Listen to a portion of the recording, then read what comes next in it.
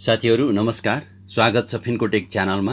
आजको भिडियोमा मैले तपाईहरुलाई यो नेप्सेमा सूचीकृत भएका 79 वटा हाइड्रो पावर कम्पनी मध्ये थर्ड क्वार्टरको रिपोर्ट आउँदासम्म कतिवटा हाइड्रो पावरले चाहिँ 10 भन्दा बढी ईपीएस कटाएका छन् तपाईहरुलाई जानकारी गराउँदै छु।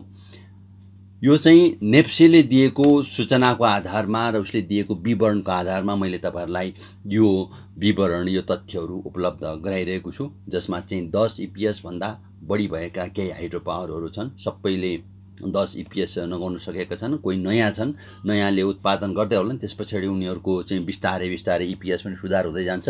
यसको मतलब 10 ईपीएस भएका चाहिँ सबैभन्दा राम्रो हुन्, सबभन्दा बढी मूल्य आउँछ, सबभन्दा चल्छन् भन्ने होइन।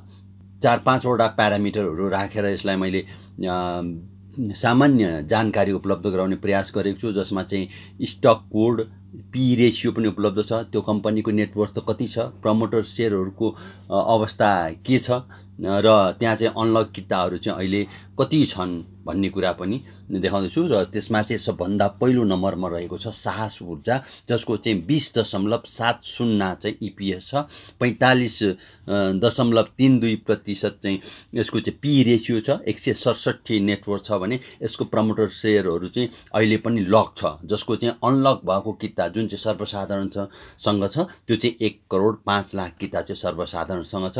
त्यसैगरी दोस्रो नम्बरमा रहेको छ रुरु, जसको चाहिँ 18.06 यसको ईपीएस छ, 46-47 चान्चुन यसको पी रेशियो छ भने यसको 131 चाहिँ नेटवर्थ रहेको छ। यसको पनि प्रमोटर शेयरहरू अहिलेसम्म लक नै छ, जस्तो त्यसमध्ये अनलक भएको किता कति छ त भन्दा 9,86,000 किता चाहिँ यसको अहिले पनि अनलक रहेको छ, जुन चाहिँ सर्वसाधारणहरूसँग रहेको किता तपाईँ हामीसँग रहेको किता हो। त्यसपछि तेस्रो नम्बरमा रहेको माउन्टेन इनर्जी छ, जसको चाहिँ 13.39 चाहिँ यसको ईपीएस छ भने 45 यसको पी रेशियो छ, 154 नेटवर्थ छ, यसको प्रमोटर शेयर पनि अहिले पनि लक रहेको छ भने सर्वसाधारणमा कति शेयर छ भन्दा 39,36,000 शेयर चाहिँ यसको सर्वसाधारणसँग रहेको छ।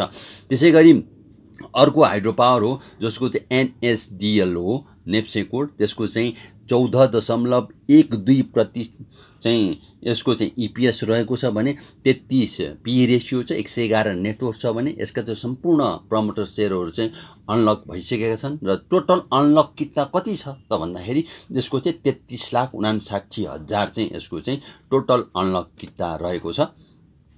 त्यसैगरी पाँचौं नम्बरमा रहेको छ ईपीएस को आधारमा गणना गर्दाखेरि त्यो पाँचौं नम्बरमा चाहिँ तपाईको एसएमएच रहेको छ, जसको चाहिँ 12.90 ईपीएस छ, 43 पी रेशियो छ, 109 नेटवर्क छ, यसका प्रमोटर शेयर अहिले पनि लक छ र अनलक किता कति छ सर्वसाधारणसँग भन्दा 10 लाख किता चाहिँ सर्वसाधारणसँग छ। त्यसपछि रहेको छ एचएसपीसी रहेको छ, जसको चाहिँ 11.06 चाहिँ ईपीएस छ, 25.75 चाहिँ यसको पी रेशियो छ भने 213 चाहिँ नेटवर्क छ। यसको प्रमोटर शेयर अनलक भइसकेको छ, जसले गर्दाखेरि अहिले पब्लिकसँग अथवा नेप्सेमा कारोबार हुने शेयरको संख्या चाहिँ 3,08,90,000 रहेको छ भनेर नेप्सेले विवरण सार्वजनिक गरेको छ उसको वेबसाइटमा।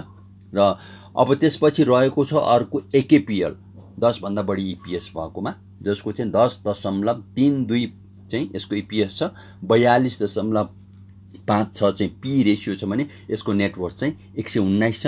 यसका पनि सम्पूर्ण शेयरहरू अनलक भइसकेका छन् र त्यसरी नेप्सेमा कारोबार भइरहेको शेयरको संख्या चाहिँ अहिले 2,04,07,000 रहेको छ।